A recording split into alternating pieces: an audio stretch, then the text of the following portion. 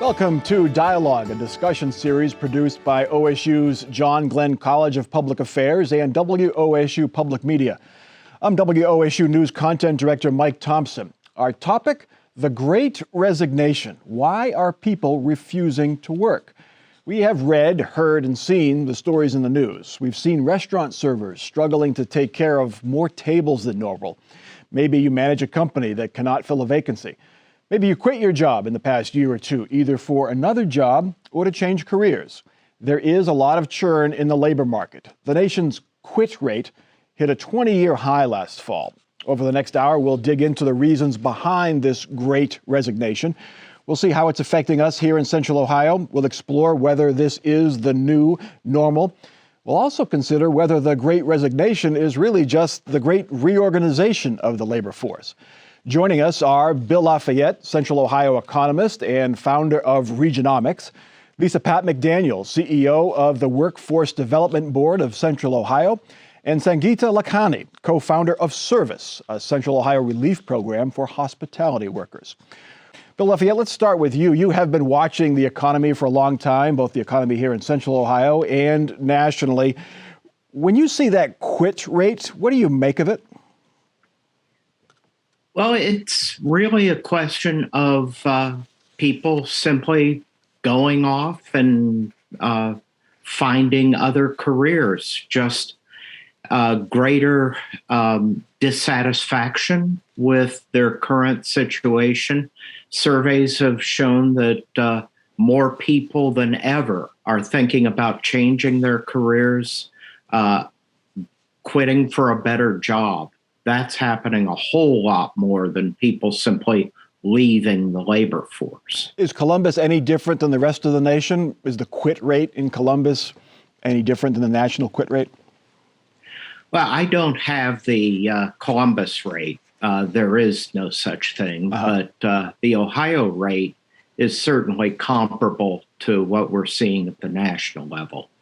And which sectors right now are being affected the most? Which sectors have plenty of workers? Which sectors have a shortage of workers? Well, I'm not sure that anybody's got plenty of workers, but the most critical sectors in terms of their job demands are warehousing and trucking, software development and IT, and that's both an industry and an occupation. Financial services has a big demand for workers, and construction, including all sorts of skilled trades. Yeah, you know that if you're trying to get a contractor to work on a project at your house, it's been a struggle. Lisa Pat McDaniel. Impossible. Yeah, Lisa Pat McDaniel, your organization connects people looking for work with folks who want to hire them. How unusual has this situation been for the past year or so? So the interesting thing is in our business, we're usually very popular with job seekers when the economy is bad. We're usually very popular with employers when the economy is good. Right now, we're in that very uncomfortable place where we're popular with everybody. So that is unusual. But I know that we have a lot of people coming in who want to find new careers, don't want to be caught up if there was ever a shutdown again in a job that disallows them from working or they get laid off. Mm-hmm. So this time is very unusual. Sangeeta Lakhani, you represent your organization, Service, provides support for hospitality workers, and they have been really hard hit.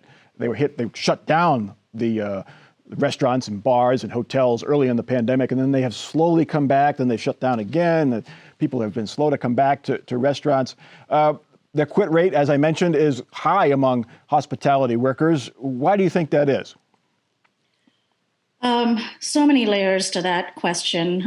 It's been years of hospitality workers working long hours, low wages, under somewhat toxic environments. And, the last 2 years has, I think, been like the great introspection, right? I mean, 2 years of being able to stay home, get unemployment, not work Mother's Day or Easter or, actually spend time with your family and just realize how much you'd missed before and realize self-worth. And I think employees do want more now. And I think wage is just one aspect of it, but they want better work environments. They want a more sustainable job. They want job security. They want to work regular hours. Nobody wants to work 80-hour shifts anymore. They want benefits. I think the last 2 years, if it's showed us anything, is how much healthcare has suffered in industries like hospitality and retail. People want more. It's simple, and a lot has been lost over the years. I don't think this started just with COVID. I think this trend had started a little bit before for the hospitality industry. I think it just really showed up during the last 2 years of the pandemic. But yeah, that was my follow-up question to you, Sangeeta. These issues that restaurant workers face, they're not new. I mean, that they're odd. You work nights and you work weekends. You work long hours. Many work for little pay. What was it right now that has sort of forced this reckoning, I guess you'd call it? It's simple. They've been heard. They've just never had a voice before.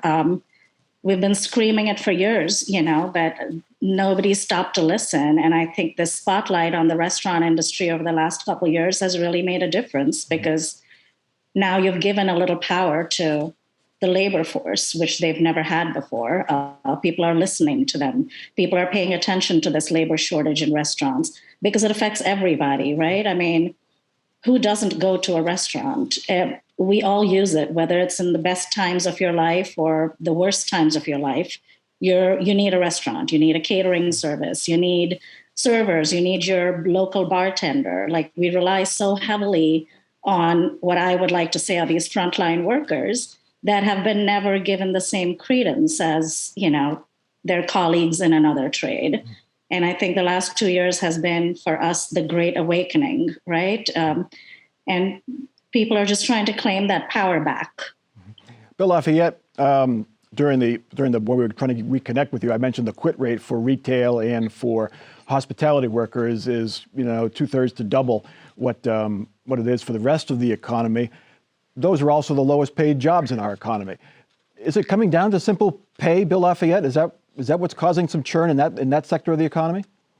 Well, pay's certainly part of it, but it is also working conditions. It's respect. It really goes back to the tremendous economic growth that we've had over the last couple of years as the economy has reopened. And that has created a tremendous demand for workers. And the economy hasn't been able to supply enough workers as it hasn't been able to supply enough goods for businesses to produce their output. Mm-hmm. And so this is giving workers in all industries the opportunity, really, to bargain for higher wages, better working conditions. Some of them are striking, others are voting with their feet. Mm. And so it really goes back to the strength of the economy.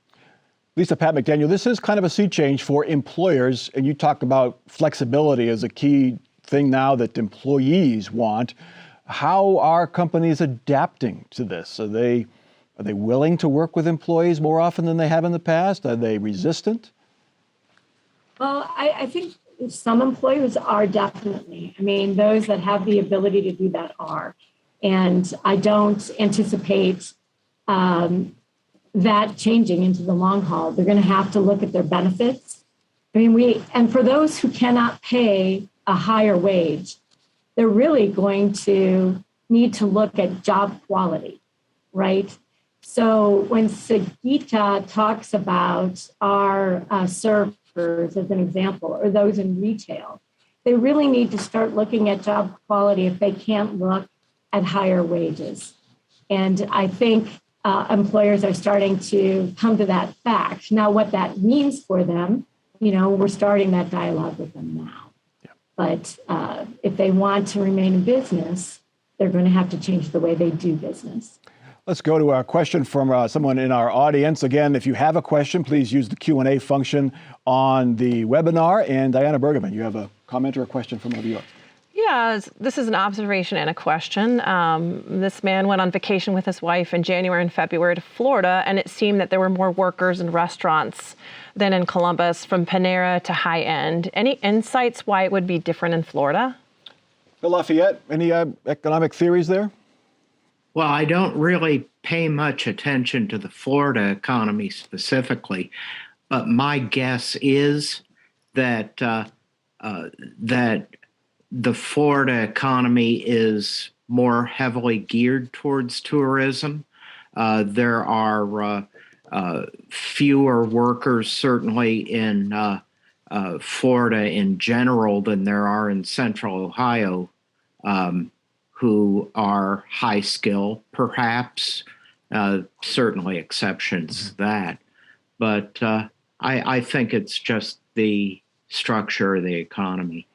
Sangeeta, talking about how employees, like particularly hospitality workers, they were reluctant to come back to work for fear of COVID. Mask mandates were going away. There was the pressure to reduce the distances between customers and servers. How much of that is a factor, and how much of that remains? Fear of the uncertainty over the virus. So I think, to touch on the Florida question, I think Florida also had a lot less mandates than Ohio did. And workers were going to work. Restaurants didn't have the social distances, mask mandates. None of that was as strict as it was in Ohio. So I think it's a very different structure for restaurants there. It's been a scary time for people. Like I said, we were expected to be frontline workers. Restaurants were one of the first things that were reopened during COVID. But most restaurant workers don't have health insurance. They don't have access to health insurance. They're expected to go into work sick. They were also expected to mitigate people coming in and not following rules. So, there was a lot of stress put on restaurant workers, not just to show up to work during a time where maybe you had children at home and they were out of daycare, and maybe you had elderly at home. And, the fear of just taking COVID back, especially when you can't afford health insurance, is a huge deal. But they were expected to show up and work because, it's pretty much a threat, right? Either you come to work or you lose your job. Yeah. A lot of restaurant workers also get cash under the table, right? Those things need to change, but they couldn't get unemployment in the numbers that some others did. So they were strapped for cash. They're stuck at home. Inflation is hitting. Prices are going up, and it's a hard place to be in for a lot of these workers. Lisa, Pat McDaniel, another issue that comes up really high in the polling as to why folks have quit or perhaps working fewer hours than they used to is childcare. What are you hearing as far as childcare and the issues that workers face in that here in Central Ohio? Well, I would say we are hearing that very loud and clear and consistently. So, especially for women who overall bear the major responsibility for taking care of children and for elder care. And without, this problem was happening before COVID. A lot of these things, I think Bill would agree, that we already were strapped for enough workers. So this has ripped that Band-Aid off. And we have to look at how those providing childcare and running those businesses, that business model does not work. If you raise wages, which people should be paid well to take care of my children, then it becomes even more unaffordable. So we have really got to look as a society to say, is this a public good? And maybe there are other ways that we can provide both childcare and elder care. And I do believe that combined with disruption to school schedules, those are all contributing for sure to women having a hard time stepping back in to the extent they want to into the workforce.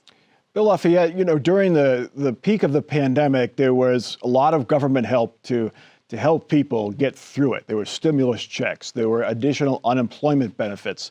The maximum was an extra $300 a week on unemployment benefits that lasted roughly a year and a half. How much of that government support contributed to this, quote, great resignation? Much less than you'd think. I call to mind Missouri, which ended its support early. And in the weeks following the end of that support, the number of clicks on the Indeed job site, matching site actually went down. State officials didn't see really an influx of workers. We saw the same thing in Ohio. We were kind of in an upward trend on workforce, but that trend continued as our benefits ended. It didn't strengthen at all. So really, it mattered a whole lot less than some people thought. Sangeeta Lakhani, did the extra benefits give some restaurant workers, did it afford them perhaps a little more patience to return to work, to look for other opportunities? Did that, cause some of the shortages we saw in restaurants? I think it provided a respite for a lot of them. I mean, we're talking about like some of the lowest paid workers on the strata, and to be able to collect their $300-400 a week without actually going to work was huge for them. And I think it gave a lot of them, we see a lot of college kids going into the service industry, or we see a lot of young people going into the industry because it's for multiple reasons, it's a means to an end, right? They're looking to do something else, but this is a short way to get there. And I think to be able to collect those checks really gave them time to focus on other things that they might want to do. And it's been hard to come back to, like I said, an industry that's been known to be toxic in its work hours and in, its care for its employees. And people have been more introspective and want more purpose-driven jobs. And I think people have really shifted a mindset in the last couple of years, and they want more, So it has been a hard sell to bring people back after being afforded the luxury of, not luxury, but afforded the time off and, the paychecks, the steady paychecks. We have another question from a member of our audience, Diana Bergman. Just someone who's curious how this translates to the not-for-profit sector. From social service organizations to museums to informal learning environments. How is this translating? Lisa Pat McDaniel, can you talk about that? Is there a difference between the for-profit and nonprofit sectors? Well, I think the not-for-profit sector also suffers from very similar issues. And many nonprofits operate in a way where their wages may not be keeping pace with the market. And so there are some nonprofits who are having a hard time bringing on workers, for sure. So I don't think there's really a difference. I think they're suffering from the same problems.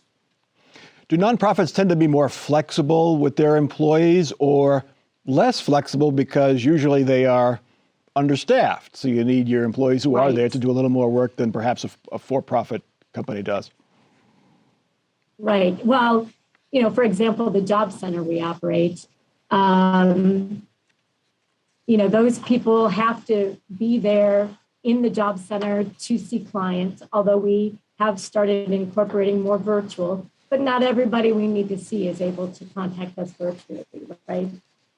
So, I think it just depends on the nonprofit and the type of work that they're doing as to whether they can be more flexible or not.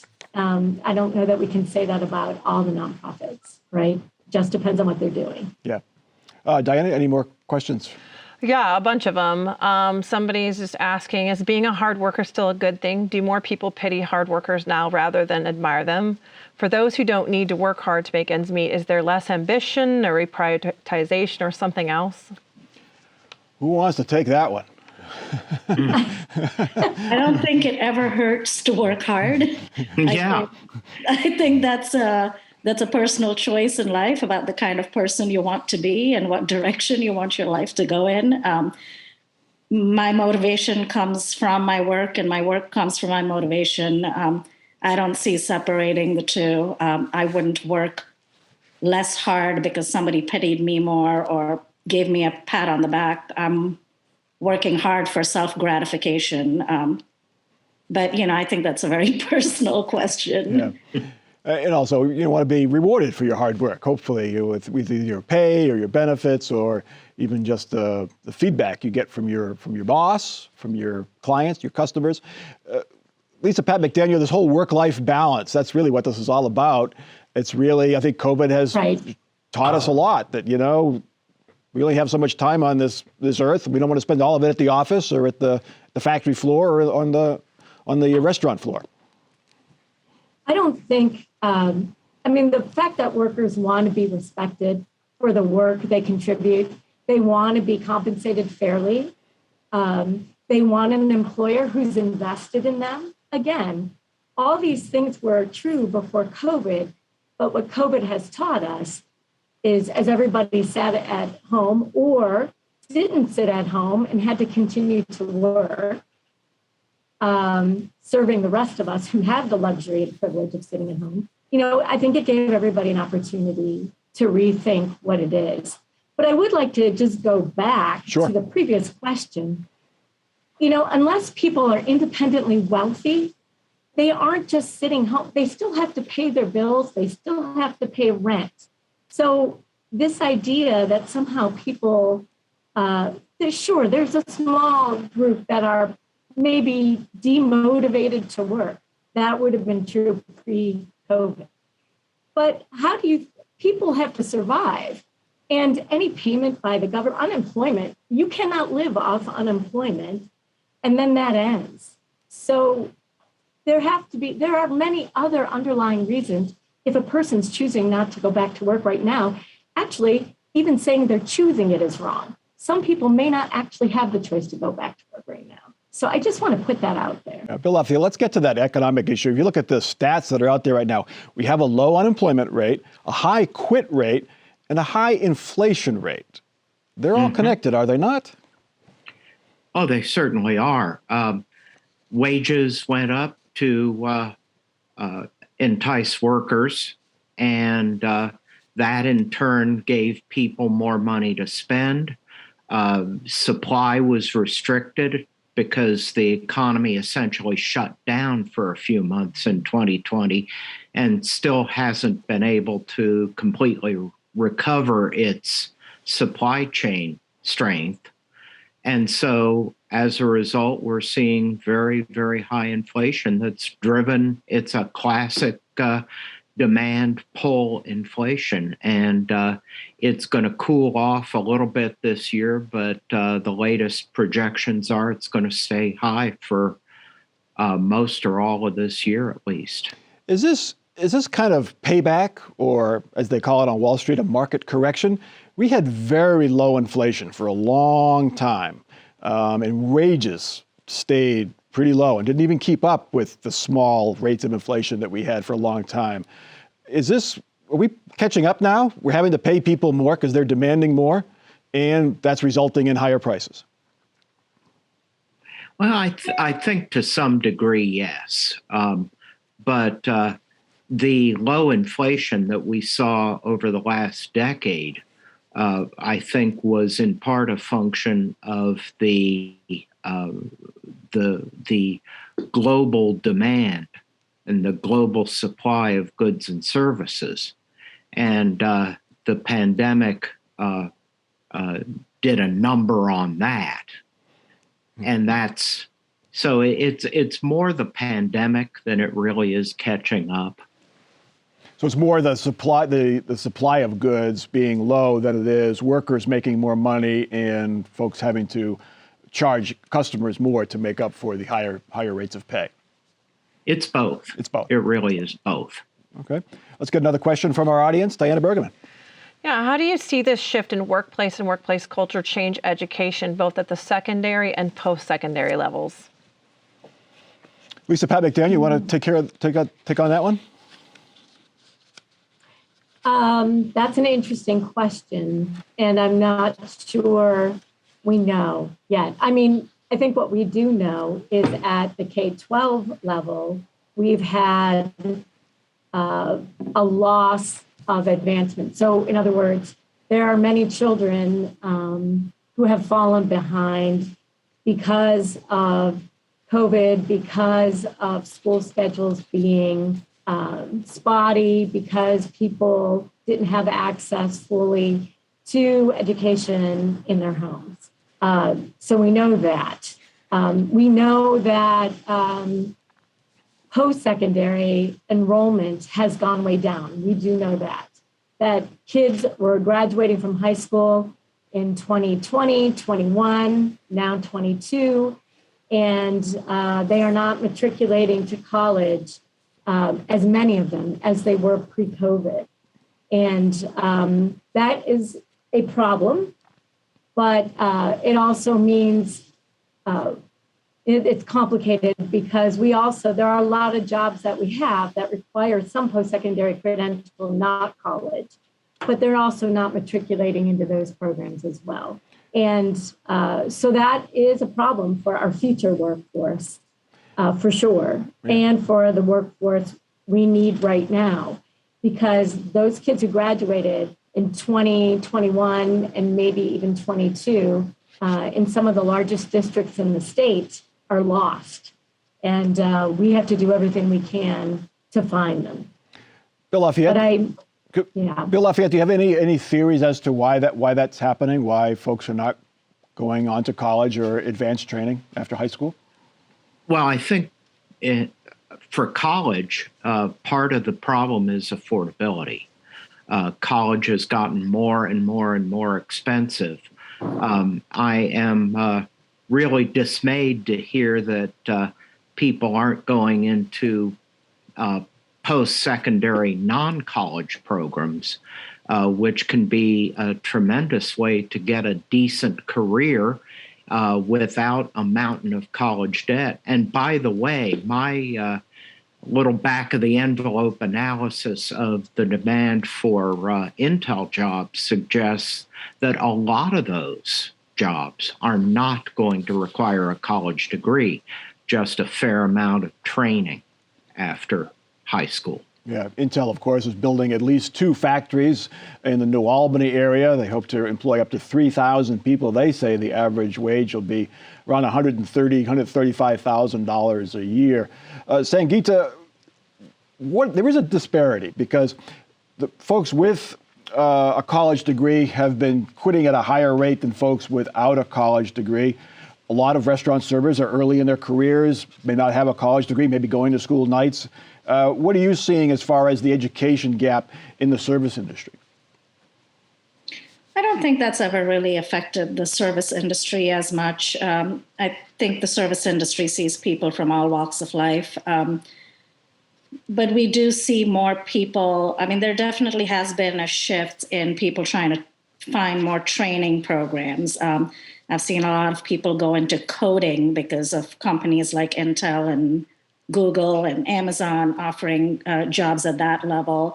And those are things they can work on from home and, get their certification and go on to work in those arenas. Well, that's all the time we have. Thank you to our panelists, economist Bill Lafayette, Lisa Pat McDaniel of the Workforce Development Board of Central Ohio, and Sangeeta Lakhani of Service. And thanks to you for joining us. I'm Mike Thompson. Be well.